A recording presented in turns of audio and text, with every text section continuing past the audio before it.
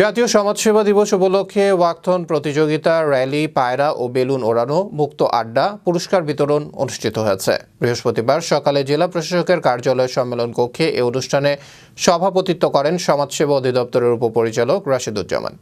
এতে প্রধান অতিথি ছিলেন জেলা প্রশাসক ডক্টর ফরিদুর রহমান। এতে বক্তব্য রাখেন অতিরিক্ত জেলা প্রশাসক প্রভাংশু শ্যাম মহান, বৈষম্য বিরোধী আন্দোলনের নেতারা।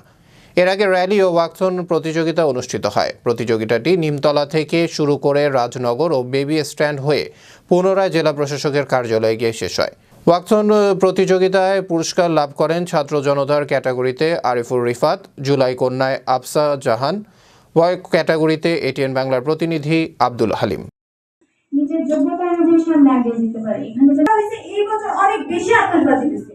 দেখা গেছে যে পুলিশ ওইটা নিয়ন্ত্রণই করতে পারতেছিল না।